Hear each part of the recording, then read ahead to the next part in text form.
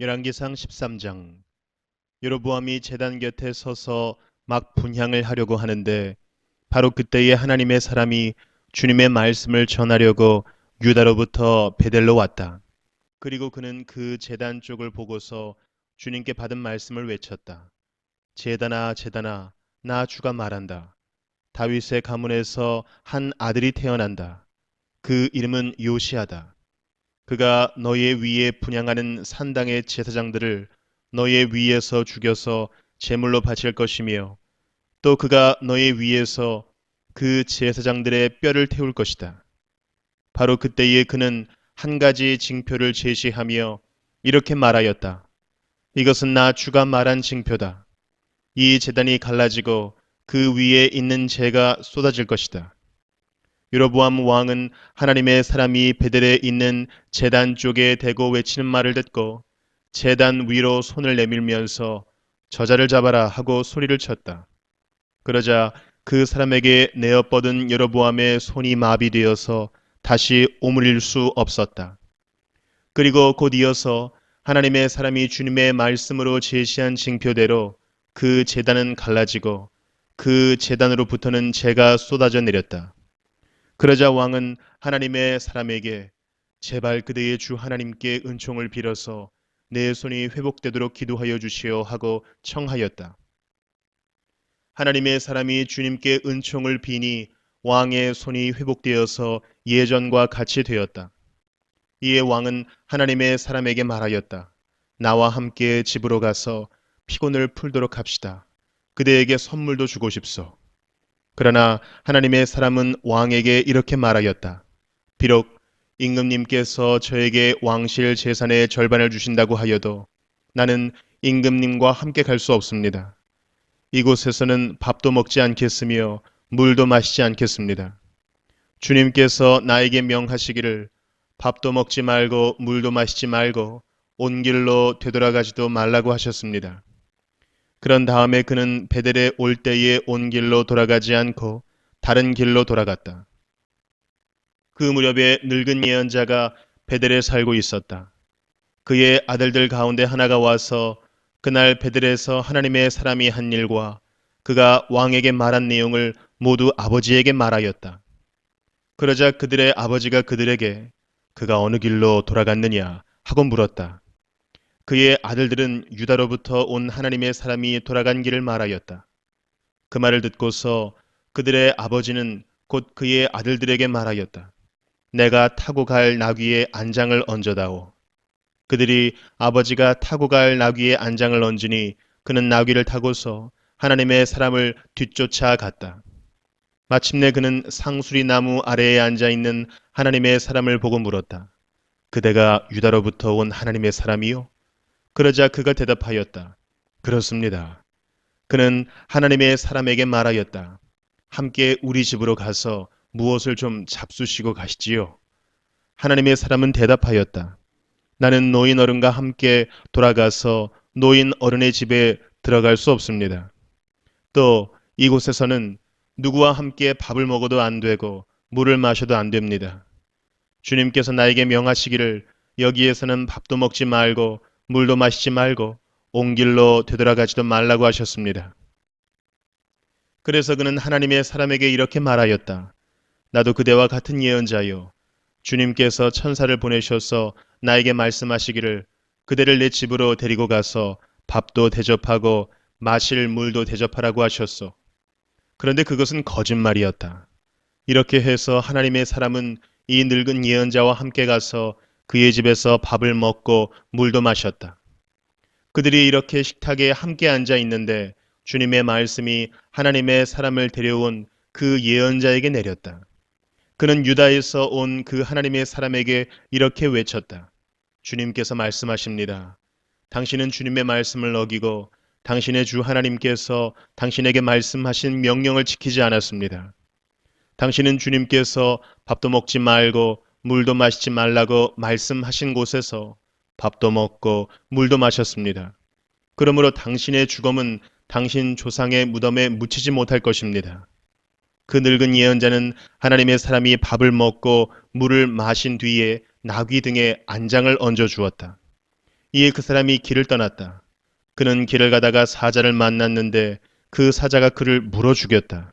그리고 그 주검은 길가에 버려두었으며 나귀와 사자는 그 주검 옆에 서 있었다. 길을 지나가는 사람들은 길가에 버려둔 주검과 그 주검 가까이에서 어슬렁거리는 사자를 보았다. 그들은 그 늙은 예언자가 사는 성읍으로 돌아와서 이 사실을 널리 알렸다. 길을 가는 하나님의 사람을 자기 집으로 데리고 간 그 늙은 예언자가 이 말을 듣고 말하였다. 그는 틀림없이 주님의 말씀을 어긴 그 하나님의 사람일 것이다. 주님께서는 전에 그에게 말씀하신 대로 그를 사자에게 내주셔서 사자가 그를 찢어 죽이게 하신 것이다. 그리고 그는 또 자기의 아들들에게 나귀의 안장을 지우라고 하였다. 그들이 나귀의 안장을 지워 놓으니 그는 곧 가서 길가에 있는 그 주검을 찾아내었다. 나귀와 사자가 그 주검 가까이에 서 있었는데 사자는 그 주검을 먹지 않았을 뿐만 아니라 나귀도 물어 죽이지 않았다. 예언자는 하나님의 사람의 주검을 나귀 등에 싣고 자기의 성읍으로 옮겨와서 곡을 한 뒤에 묻어 주었다. 그 주검을 자기의 무덤에 안장하고 나서 그 늙은 예언자는 아이고 내 형제여 하면서 통곡을 하였다. 장사를 마친 뒤에 그는 자기 아들들에게 말하였다. 내가 죽거든 너희는 나를 이 하나님의 사람이 묻힌 곳에 같이 묻어다오. 나의 뼈를 그의 뼈 옆에 두어라. 그가 주님의 말씀을 받아서 베델에 있는 제단과 사마리아 성읍 안에 있는 모든 산당을 두고 외친 그 말씀이 그대로 이루어질 것이다. 이런 일이 생긴 뒤에도 여로보암은 여전히 그 악한 길에서 돌아서지 아니하고 오히려 일반 백성 가운데서 원하는 사람은 누구든지 산당의 제사장으로 임명하였다. 그런 일 때문에 여로보암 가문은 죄를 얻었으며 마침내 땅에서 흔적도 없이 사라졌다. 빌립보서 4장. 그러므로 사랑하고 사모하는 나의 형제자매 여러분, 나의 기쁨이요 나의 면류가 아닌 사랑하는 여러분, 이와 같이 주님 안에 굳건히 서 계십시오. 나는 유오디아에게 권면하고 순두계에게도 권면합니다. 주님 안에서 같은 마음을 품으십시오. 그렇습니다. 나의 진정한 동지여 그대에게도 부탁합니다. 이 여인들을 도와주십시오. 이 여인들은 글레멘드와 그 밖에 나의 동역자들과 더불어 복음을 전하는 일에 나와 함께 애쓴 사람들입니다. 그들의 이름은 생명책에 기록되어 있습니다. 주님 안에서 항상 기뻐하십시오. 다시 말합니다. 기뻐하십시오. 여러분의 관용을 모든 사람에게 알리십시오. 주님께서 가까이 오셨습니다. 아무것도 염려하지 말고 모든 일을 오직 기도와 간구로 하고 여러분이 바라는 것을 감사하는 마음으로 하나님께 아뢰십시오. 그리하면 사람의 헤아림을 뛰어넘는 하나님의 평화가 여러분의 마음과 생각을 그리스도 예수 안에서 지켜줄 것입니다. 마지막으로 형제 자매 여러분, 무엇이든지 참된 것과 무엇이든지 경건한 것과 무엇이든지 옳은 것과 무엇이든 순결한 것과 무엇이든 사랑스러운 것과 무엇이든지 명예로운 것과 또 덕이 되고 칭찬할 만한 것이면 이 모든 것을 생각하십시오. 그리고 여러분은 나에게서 배운 것과 받은 것과 듣고 본 것들을 실천하십시오. 그리하면 평화의 하나님께서 여러분과 함께 하실 것입니다. 나를 생각하는 마음이 여러분에게서 지금 다시 일어난 것을 보고 나는 주님 안에서 크게 기뻐하였습니다. 사실 여러분은 나를 항상 생각하고 있었지만 그것을 나타낼 기회가 없었던 것입니다. 내가 궁핍해서 이렇게 말하는 것이 아닙니다. 나는 어떤 처지에서도 스스로 만족하는 법을 배웠습니다. 나는 비천하게 살 줄도 알고 풍족하게 살 줄도 압니다. 배부르거나 굶주리거나 풍족하거나 궁핍하거나 그 어떤 경우에도 적응할 수 있는 비결을 배웠습니다. 나에게 능력을 주시는 분 안에서 나는 모든 것을 할 수 있습니다. 그러나 여러분이 나의 고난에 동참한 것은 잘한 일입니다. 빌립보의 교우 여러분, 여러분도 아는 바와 같이 내가 복음을 전파하던 초기에 마케도니아를 떠날 때에 주고받는 일로 나에게 협력한 교회는 여러분밖에 없습니다. 내가 데살로니가에 있을 때에도 여러분은 내가 쓸 것을 몇 번 보내어 주었습니다. 나는 선물을 바라지 않습니다. 나는 여러분의 장부에 유익한 열매가 늘어나기를 바랍니다. 나는 모든 것을 받아서 풍족하게 지내고 있습니다. 나는 여러분이 보내준 것을 에바브로디도로부터 받아서 풍족합니다. 그것은 아름다운 향기이며 하나님께서 기쁘게 받으시는 제물입니다. 나의 하나님께서 자기의 풍성하심을 따라 그리스도 예수 안에 있는 영광으로 여러분에게 필요한 것을 모두 채워주실 것입니다. 하나님 우리 아버지께 영광이 영원히 있기를 빕니다. 아멘. 그리스도 예수 안에 있는 모든 성도에게 문안하십시오. 나와 함께 있는 교우들이 여러분에게 문안합니다. 모든 성도가 여러분에게 문안합니다. 특히 황제의 집안에 속한 사람들이 여러분에게 문안합니다.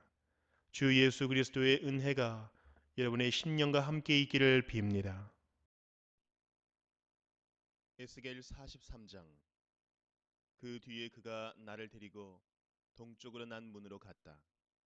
그런데 놀랍게도 이스라엘 하나님의 영광이 동쪽에서부터 오는데 그의 음성은 많은 물이 흐르는 소리와도 같고 땅은 그의 영광의 광채로 환해졌다. 그 모습이 내가 본 환상, 곧 주님께서 예루살렘 도성을 멸하러 오셨을 때의 본 모습과 같았으며 또 내가 그발 강가에서 본 모습과도 같았다. 그래서 내가 얼굴을 땅에 대고 엎드렸다. 그러자 주님께서 영광에 쌓여서 동쪽으로 난 문을 지나 성전 안으로 들어가셨다. 그때의 주님의 영이 나를 들어 올려 안뜰로 데리고 갔는데 주님의 영광이 성전을 가득 채웠다. 그 사람이 내 곁에 서 있는데 나는 성전에서 들려오는 소리를 들었다. 나는 말하는 소리를 들었다. 사람아, 이곳은 내 보좌가 있는 곳, 내가 발을 딛는 곳, 내가 여기 이스라엘 자손과 더불어 영원히 살 곳이다. 그래서 이스라엘 자손이 내 거룩한 이름을 다시는 더럽히지 못할 것이다. 백성이나 왕들이 음란을 피우거나 죽은 왕들의 시체를 근처에 묻어서 내 거룩한 이름을 더럽히는 일이 다시는 없을 것이다. 그들이 왕궁의 문지방을 내 성전의 문지방과 나란히 만들고 그들의 문설주를 내 성전의 문설주와 나란히 세워놓아 나와 왕들 사이에는 벽 하나밖에 없도록 만들었다. 그들이 저지른 역겨운 일들로 내 거룩한 이름을 더럽혀 놓았기 때문에 내가 내 분노로 그들을 멸망시켰다. 그러나 이제 그들은 음란한 행실을 멀리하고 시체들을 내 앞에서 치워 버려야 할 것이다. 그러면 내가 그들과 더불어 영원히 살겠다.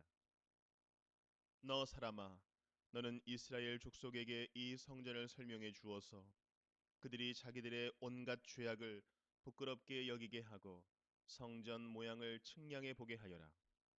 그들이 저지른 모든 일을 스스로 부끄러워하거든 너는 이 성전의 설계를 그들에게 가르쳐 주어라.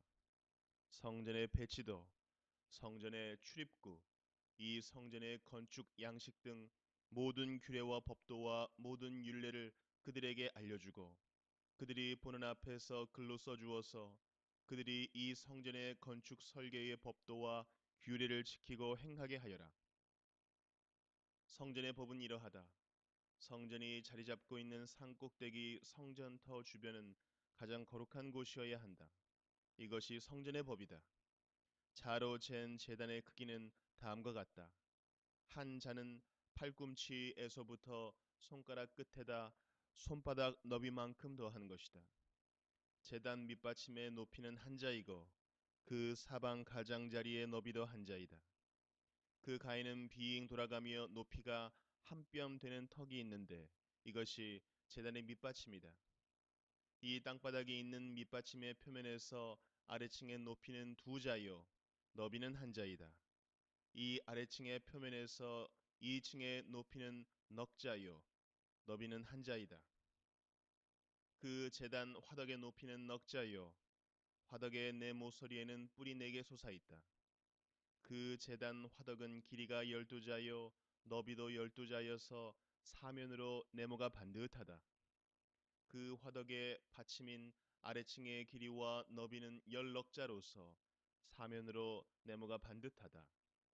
그 받침을 빙 두른 턱의 너비는 반자이고 그 가장자리의 너비는 한자이다.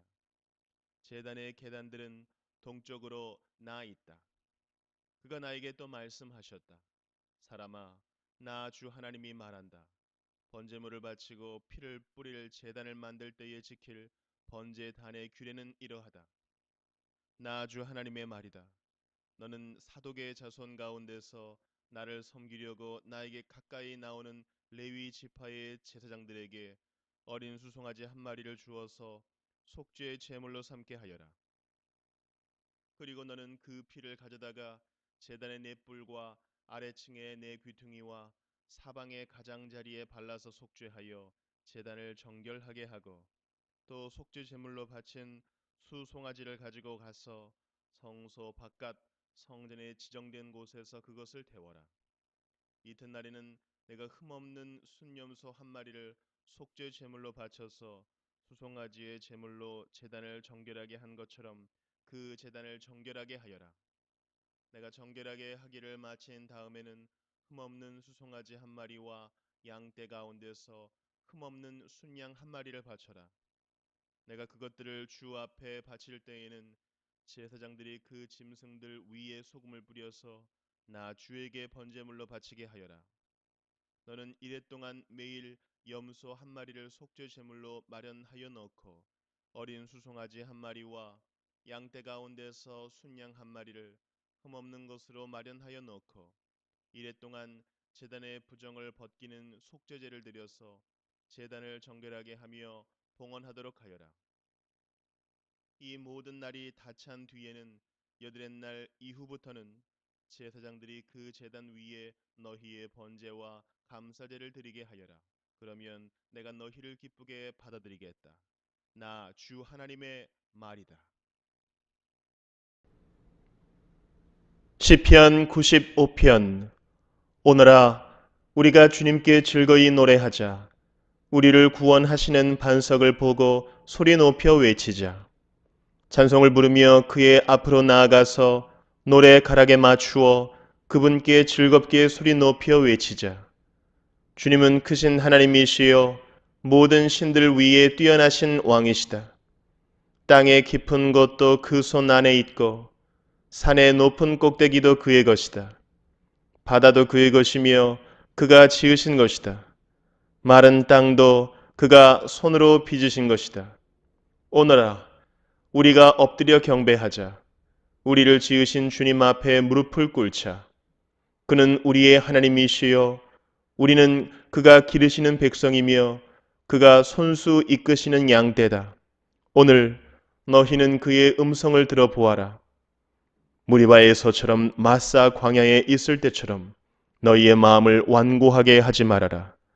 너희의 조상들은 그때에 내가 한 일을 보고서도 나를 시험하고 또 시험하였다.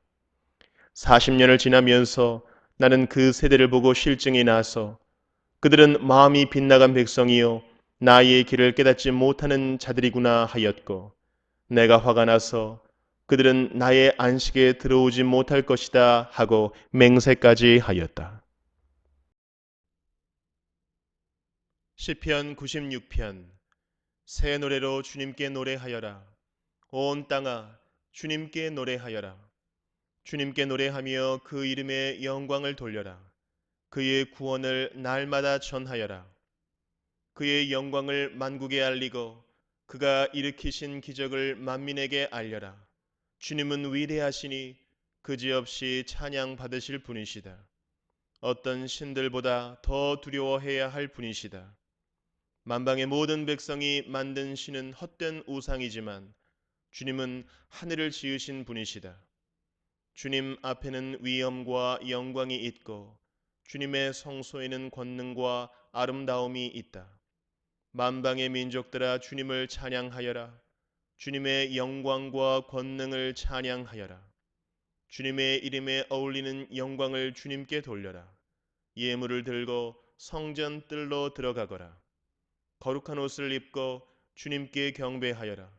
온 땅아 그 앞에서 떨어라. 모든 나라에 이르기를 주님께서 다스리시니 세계는 굳게 서서 흔들리지 않는다. 주님이 만민을 공정하게 판결하신다 하여라. 하늘은 즐거워하고 땅은 기뻐 외치며 바다와 거기에 가득 찬 것들도 다 크게 외쳐라. 들과 거기에 있는 모든 것도 다 기뻐하며 뛰어라. 그러면 숲속의 나무들도 모두 즐거이 노래할 것이다. 주님이 오실 것이니 주님께서 땅을 심판하러 오실 것이니 주님은 정의로 세상을 심판하시며 그의 진실을 하심으로 뭇 백성을 다스리실 것이다.